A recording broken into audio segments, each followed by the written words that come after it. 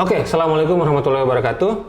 Nah, ini balik lagi kita hadap-hadapan di studio dengan tamu spesial. Nah, kenapa saya bilang tamu ini spesial? Karena saya agak jarang ketemu beliau lagi sejak beliau itu terpilih menjadi salah satu komisioner di Komisi Penyiaran Indonesia Sulawesi Selatan. Nah, padahal di handphone saya, teman-teman hadap-hadapan, nama beliau masih HDKNPI.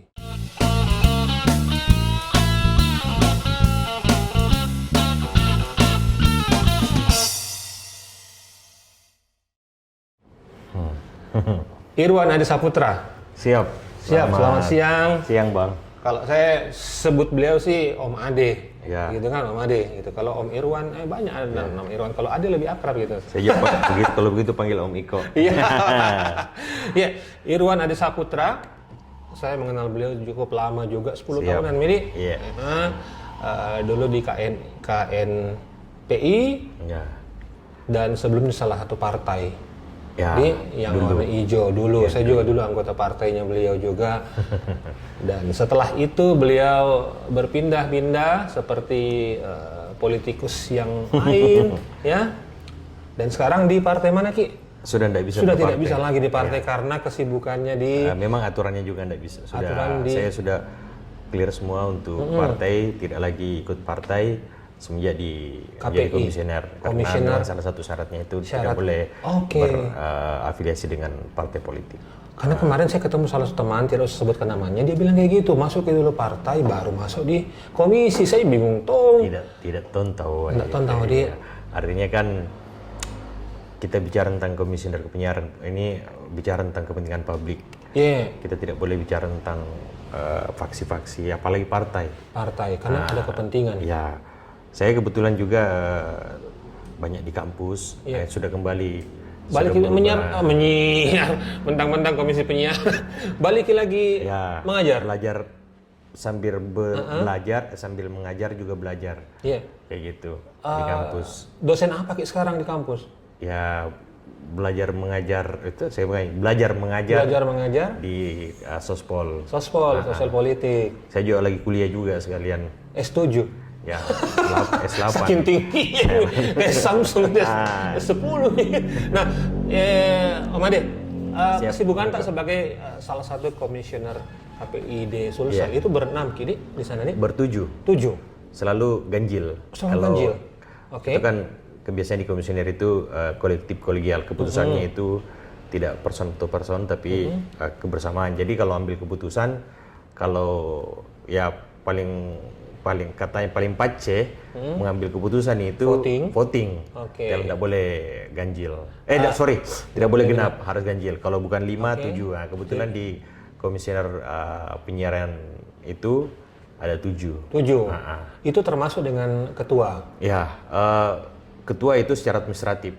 Kan tidak bagus dong di tanda tangannya 7 orang. Jadi secara administratif kita ada ketua, ada wakil ketua, ada koordinator bidang.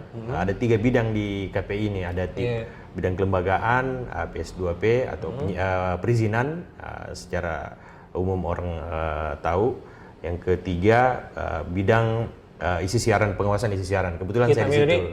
Penindakan juga isi siaran. Kita tidak sampai penindakan sih karena inilah rancunya juga karena kita hanya diberi kewenangan sampai di situ. Kewenangannya yang tidak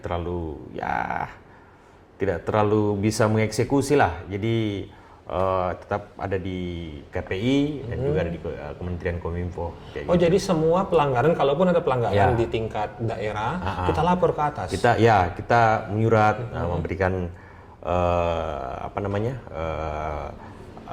resume terkait pelanggaran apa yang sudah lakukan oleh lembaga penyiaran misalnya, nanti kita serahkan ke soal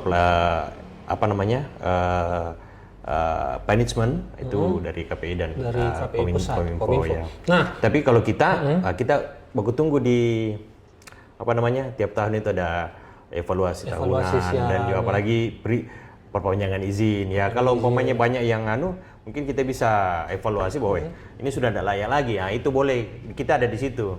Jadi sifatnya pendampingan juga ya, KPI. Pendampingan. Nah, Ini perlu mungkin dijelaskan kepada banyak orang apa-apa saja sebenarnya yang kita awasi. Artinya Media apa saja? Dua. Lembaga penyiaran itu TV, ada radio dan juga kalau ada TV kabel. Oh gitu.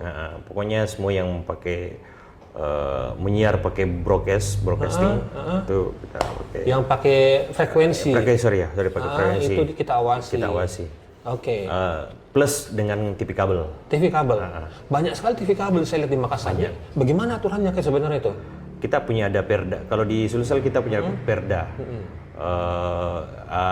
Yang pasti kalau buat TV kabel itu ya kalau Omiko mau bikin buat TV kabel pasti ada ada badan hukumnya dan lain-lain, punya infrastruktur, punya pasti izin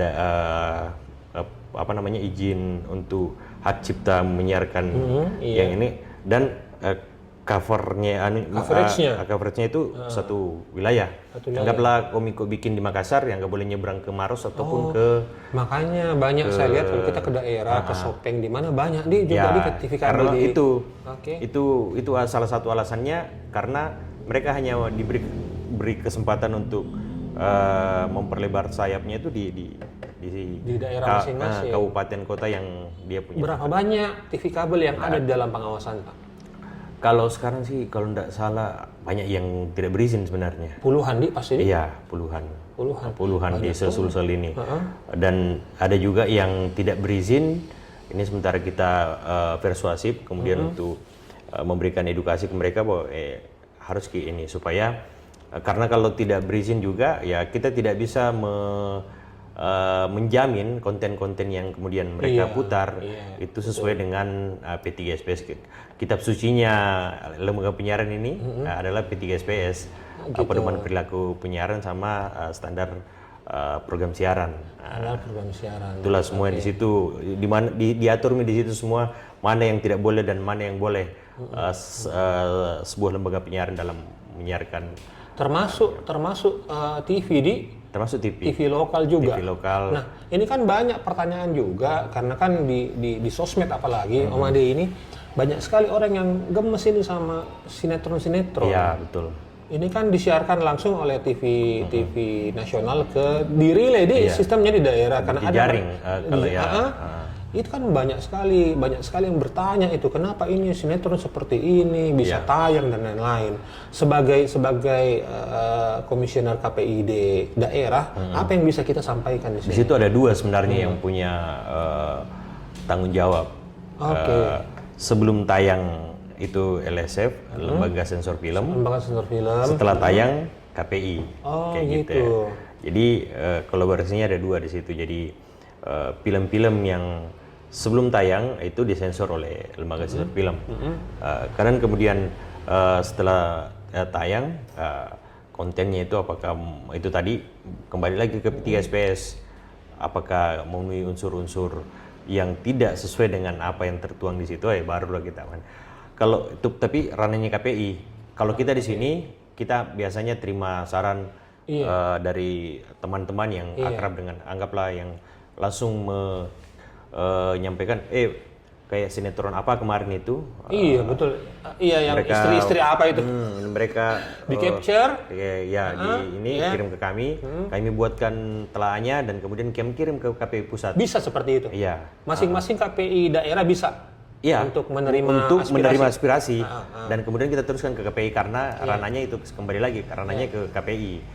Kita hanya kemudian menerima masukan, menerima saran dan sebenarnya juga kita di monitoring. Kalau saya di pengawasan itu kami punya staf monitoring yang memonitor semua lembaga penyiaran baik radio TV terkait apa yang mereka putar. Jadi kita punya rekaman, kita punya bahan data terkait penyiar itu ada.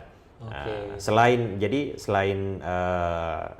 saran dan masukan dari masyarakat, kita juga sendiri memonitor. Iya. Dan gitu. Banyak sekali sebenarnya kalau sinetron itu banyak sekali. Banyak. Kalau kita termasuk lihat infotainment juga.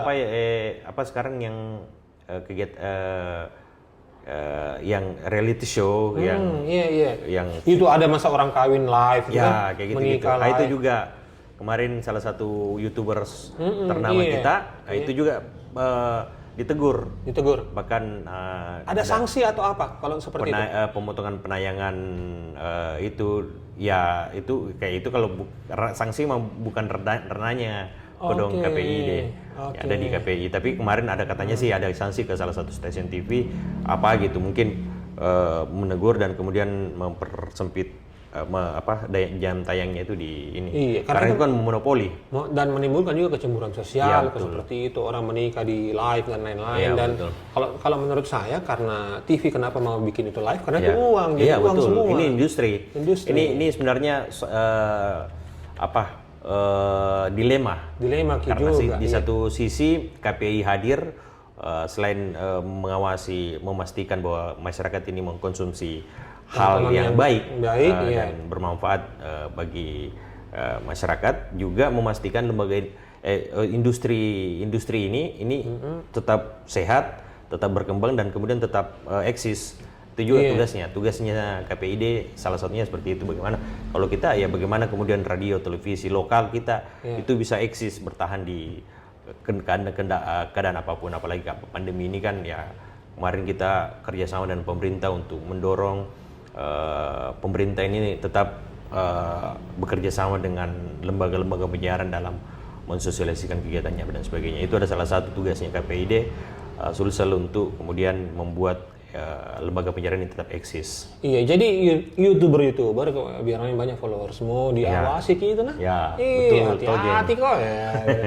Tapi belum sampai di situ sih sebenarnya. Kita tidak sampai regulasinya kita yang kemudian tidak sampai ke sosmed kayak gitu. Itu juga kendalanya, walaupun TV dan YouTube ini kita sudah tidak bisa tahu bedanya soal dalam melayangkan konten. Tapi kalau di YouTube tidak bisa lagi kita masuk, sudah bukan ranahnya KPI kayak gitu. Tapi apakah KPI juga punya usulan ke pemerintah bahwa hal seperti ini memang harus diawasi juga? Iya, makanya ada juga ada yang berkembang bahwa mencari formulasi terkait itu. Ada pernah wacana bahwa KPI ini begini aja, KPI ini bikin sebagai komisi konten apa gitu, yang kemudian fokus mengawasi konten, mau dia di lembaga penyiaran, mau dia di sosial media, pokoknya apapun itu terkait konten-konten yang menjadi konsumsi masyarakat ya harus menjadi ranahnya KPI, tapi itu masih sekedar wacana. Kalau saya setuju itu, Made, karena memang semua mau konten kreator, mau di Makassar dimanapun harus tanggung jawab sama apa yang dia tampilkan. Iya, betul. Menurut kita, jadi tidak bisa kalau kita bilang, Instagram kotonji, nggak boleh begitu juga gitu, karena tanggung jawab sosial, karena ini ditonton banyak orang. Kecuali kok tidak mau ditonton gitu. Iya betul. Tapi ini jadi uang, cuan masalahnya. Iya betul. Iya. Nah, ini isu yang masih hangat ini, Om Ade. Teman-teman di beberapa kota di seluruh Indonesia juga membicarakan hal ini. Masalah 42 lagu yang dilarang diputar radio sebelum jam 10 malam. Nah, kemarin itu sempat saya dikabari di Bandung. Teman-teman radio itu malah berdiskusi langsung lewat live IG dengan KPID Jawa Barat. Tapi hasilnya saya belum tahu, tapi menurut teman-teman di sana ya tidak ada jalan keluar. Menurut tak bagaimana? Ya, ini memang menjadi diskusi hangat juga di kami di grup WA Komisioner KPID se-Indonesia, termasuk KPI, bahwa ternyata apalagi di Jawa Barat, ini Jawa Barat salah satu wilayah yang kemudian pertama kali menghangat wacana isu terkait 42 lagu yang kemudian dilarang atau sebenarnya dibatasi. Bukan dilarang sih, dibatasi. Karena kalau Om Iko sudah lihat surat edarannya, di belakangnya itu sebenarnya ada kata atau ada celah sebenarnya, diedit atau dipindah tayang ke pukul 22. Jadi kalau lagunya itu sudah diedit, bebas sebenarnya diputar di mana saja. Kan ada konten yang kekerasan seksual, apalagi ajakan hal-hal yang negatif lah.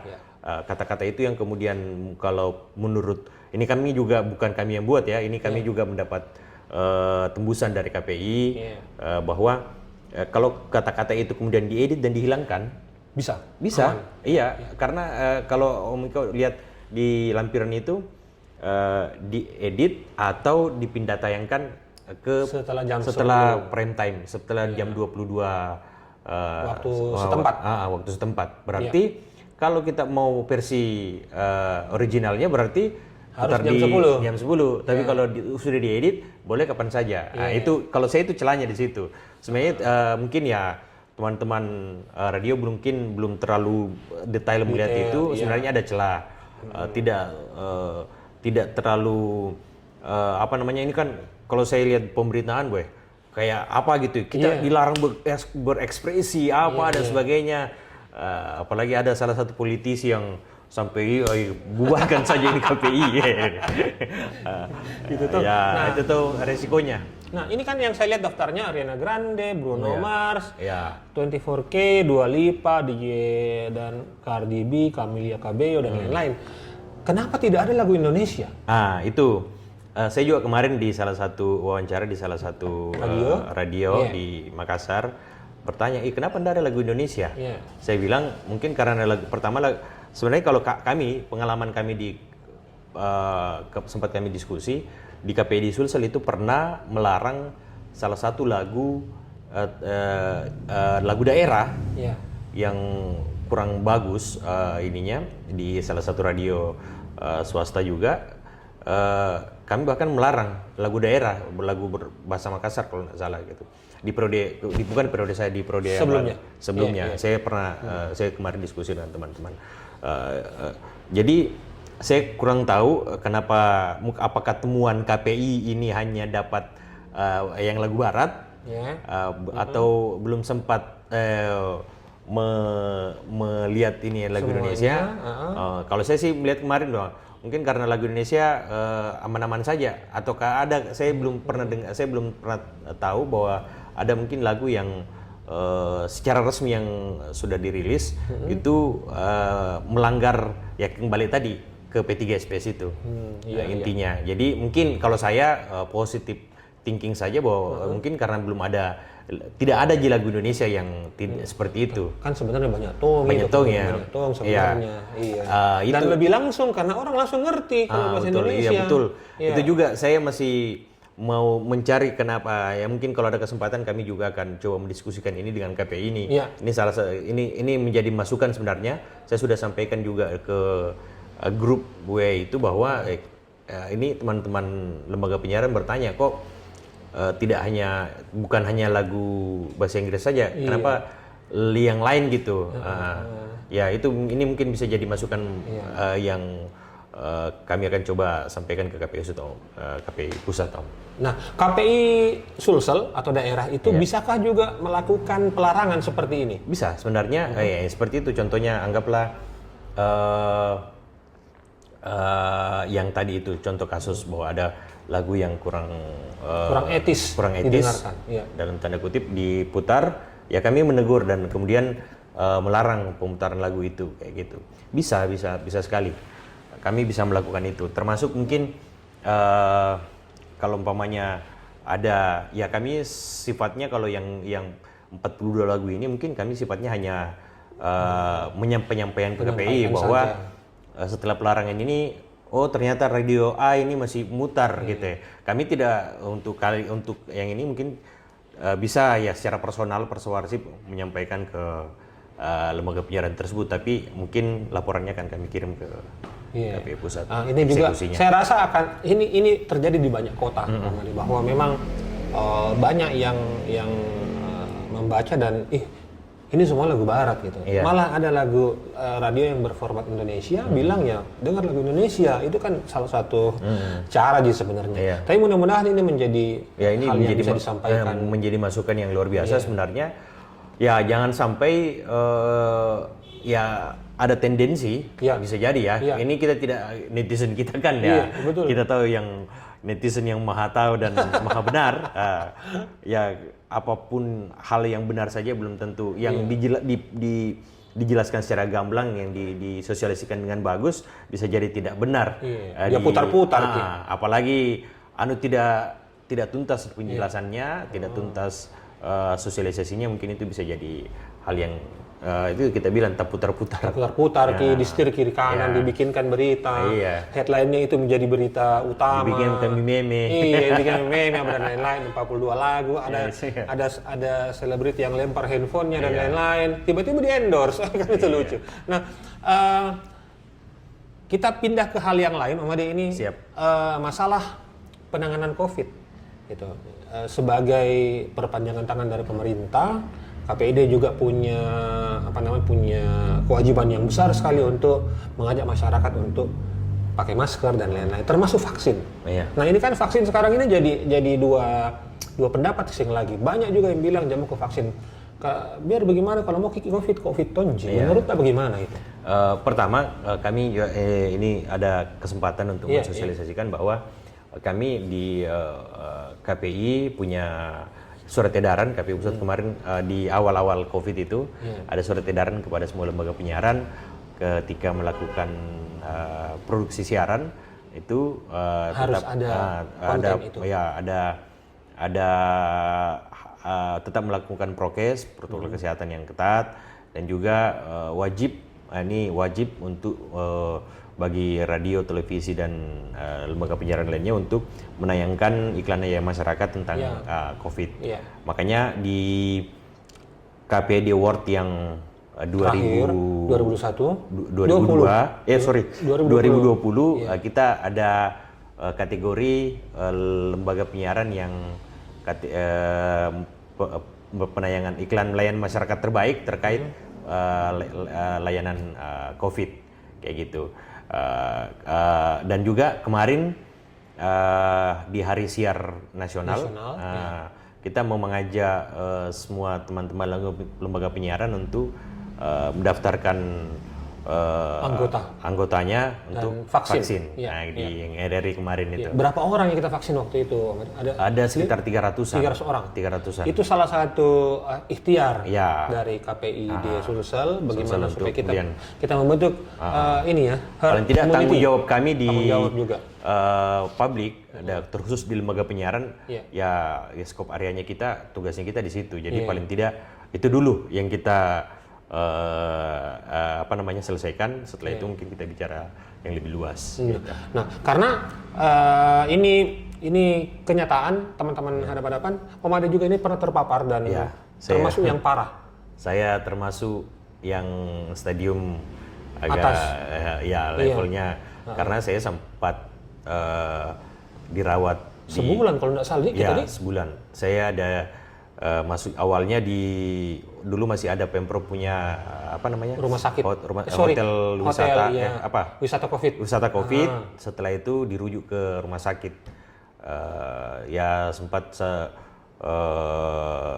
berapa hari, 2 mingguan juga kayaknya. Dan satu keluarga. Termasuk anaknya Om Ade ini kembar, perempuan lagi lucu-lucunya juga. Iya, betul. Jadi luar biasa memang kita harus perangi ini. Menurut saya apapun, dan ini vaksin adalah upaya terakhir dari kita supaya bisa memutus ini semua. Apalagi sekarang dengan kondisinya kita lihat mudah-mudahan di Sulawesi Selatan ini tidak separah Jawa Bali. Kalau ada pembatasan total ini, saya lihat dari Presiden sampai tanggal 20 Juli. Dan katanya ini kan gelombang ketiga, kan gelombang awal itu awal 2020, akhir 2020, ini gelombang ketiga, dan katanya kalau di wilayah Jakarta di Jawa, ini lebih dahsyat dari gelombang kedua, berarti ngeri juga. Kayak KKN dia pakai gelombang apa mah? Pigi mau sebenarnya COVID itu sudah milih ulang tahun, Pigi jauh-jauh sudah mikodong capek orang ini. Nah, Om Ade kesibukan tak selama kan ini saya masih mencatat Om Ade ini adalah ketua Karang Taruna. Betul. Makassar. Apa sih itu Karang Taruna? Terus terang kalau saya Karang Taruna, langsung saya ingat yang dulu ada film dulu Karang Taruna. Sebenarnya apa sebenarnya itu? Itu adalah salah satu lembaga sosial kepemudaan.